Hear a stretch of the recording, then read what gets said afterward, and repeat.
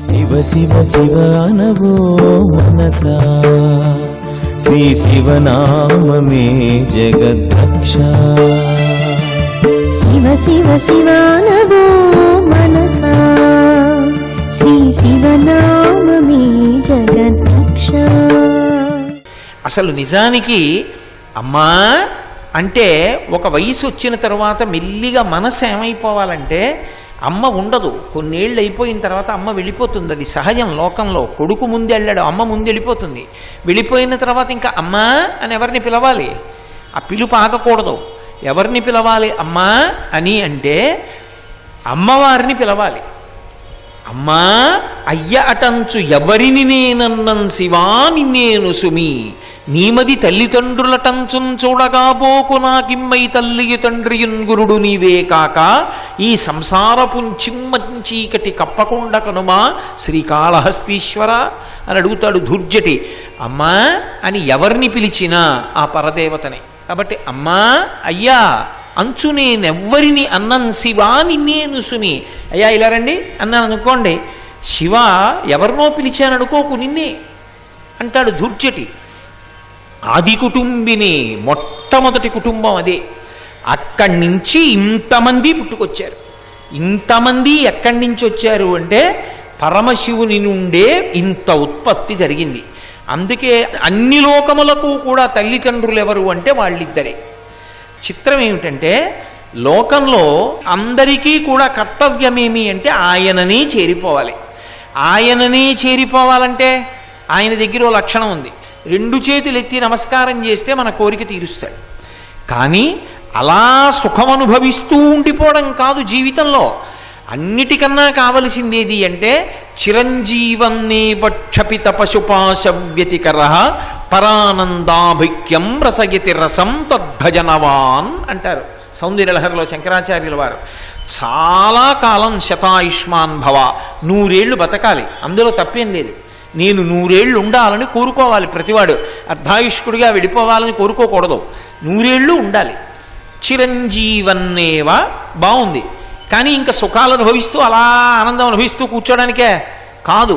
క్షపిత పశుపాశ వ్యతికర, సంసారంలో ఉండి సుఖాలు అనుభవించి అనుభవించి అనుభవించి ఒక స్థితిలో ఏమవ్వాలంటే ఈ సుఖాలన్నీ సుఖాలా అన్న వైరాగ్య సుఖం కలగాలి. అది శం. శం అంటే పుట్టినప్పుడు తల్లి ఉండాలి, పెద్దవాడయ్యే వరకు తల్లి ఉండాలి, చక్కగా తల్లిని సేవించాలి, తల్లితో నోములు వ్రతాలు చేయించాలి.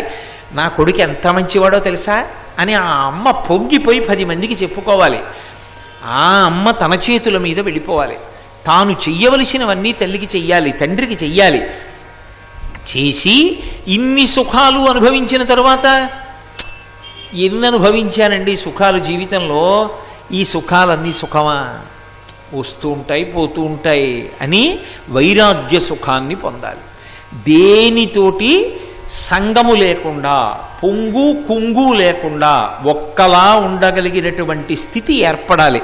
అది నిజమైన శం, అది వైరాగ్య సుఖం. ఆ సుఖం రానంతసేపు మనిషి ఒడుదుడుకులలో కొట్టుమిట్టాడుతూనే ఉంటాడు. కలిసి వస్తేనే నేను సంతోషిస్తానన్నారు అనుకోండి, ఎన్నాళ్ళు మీరు సంతోషంగా ఉండగలరు? నిద్ర లేచిన దగ్గర నుంచి ఎప్పుడో అప్పుడు ఏదో ఒకటి ఏర్పడుతూనే ఉంటుంది. ఏదో భార్య పచ్చడి చేసింది, భోజనంలో వడ్డించింది, అందులో ఉప్పు లేదు, గుడ్డలు బాదుకు అక్కర్లేదు, సాధన చెయ్యాలి. పెళ్ళై 25 ఏళ్ళు దాటింది. 25 సంవత్సరాల నుంచి నేను తినడానికి యోగ్యంగా వండి పెడుతూనే ఉంది. ఇవాళ ఒక్కరోజు ఏ పొరపాటు జరిగిందో, ఉప్పు మర్చిపోయింది, దానికి అంత గుండెలు బాదుకోవడం ఎందుకు, బాగుందోయ్ చక్కగా ఉంది, కాకపోతే కొద్దిగా ఉప్పి అని భోజనం చేశాక చెప్తే చాలు. అంటే ఇప్పుడు పొంగు లేదు కుంగు లేదు, బాగా ఉంది, ఎప్పుడు ఉండలేదు బాగా అనుకుంటాడు. సాక్షి మాత్రంగా ఉంటాడు, ఉద్వేగమునకు వశుడు కాడు. జరుగుతున్న దాన్ని సాక్షిగా చూస్తూ ఉంటాడు. ఆ వైరాగ్య సుఖం తెలియాలి అంటే పట్టు విడుపు అంటారు. ఇది వస్తే తప్ప వైరాగ్య సుఖానికి వెళ్ళలేడు. అందుకే లోకంలో పట్టు విడుపు అని 2 మాటలు వచ్చాయి. ఏది పట్టుకోవాలో అది పట్టుకోవాలి, ఏది విడిచిపెట్టేయాలో అది విడిచిపెట్టేయాలి. ఒకప్పుడు పట్టుకున్నావు, ఒకప్పుడు విడిచిపెట్టావు. ఇప్పుడు ఎవరిని పట్టుకోవాలి? భగవంతుడి పాదాలు పట్టుకోవాలి ప్రశాంతంగా. అంతేగాని బతికున్నంత కాలం ఇంకా కొడుకు, కోడలు, కూతురు, అల్లుడు, మనవలు, మునిమనవలు, ఇల్లు, పొలాలు పట్టుకోవడానికి అర్థం లేకుండా పెంచుకుంటూ పోతే పట్టుకోవడానికి భగవంతుడి కాళ్ళు ఎప్పుడు దొరుకుతాయి నీకు? కాబట్టి వైరాగ్య సుఖము అంటే ఒక స్థితిలో ఎత్తుపల్లముల యందు సమానమైనటువంటి స్థితికి చేరిపోవాలి కర్తవ్యం పూర్తయిన తర్వాత. అన్ని స్థాయిలలో ఎప్పుడెప్పుడు ఏ సుఖం ఇవ్వాలో ఆ సుఖం ఇచ్చేటటువంటి వాడు పరమశివుడు. ఆయన్ని నమ్ముకున్న వాడికి లోటు ఉండదు. ఎప్పుడు ఏ సుఖం ఇవ్వాలో ఆ సుఖాన్ని ఆయన ఇస్తాడు. ఏం బెంగపెట్టుకోక్కర్లేదు. ఒకటి రాలేదనుకోండి, అది రాకుండా ఉండడం మంచిదనమాట. అందుకే ఆయన ఇవ్వడం. ఆ నమ్మకం ఉంటే భక్తి, ఆ నమ్మకం లేకపోతే భక్తి అన్న మాటకు అర్థం లేదు. భగవంతుడు కూడా ఒకనాడు నేను కోరుకున్నది ఇవ్వలేదనుకోండి, ఏదో అనుగ్రహం ఉందన్నమాట, అది ఇస్తే నేను పాడవుతాను, అందుకే ఆయన నాకు ఇవ్వలేదు. కాబట్టి ఈశ్వర ఇవ్వనందుకు మీకు నమస్కారం అన్నవాడెవడో వాడు భక్తుడు. లోకుల్నంగని మెచ్చని ఎలుగని లోలోన నిందించని చీకాకున్బడని మహాత్ముడనని జేలొగ్గని మూకీభావమునం తిట్టని త్రోయని నీ కారుణ్యము కలిగి ఉండినను అంతే చాలునో శంకర. ఈ శం భావయతి, సుఖమన్నది భావనండి.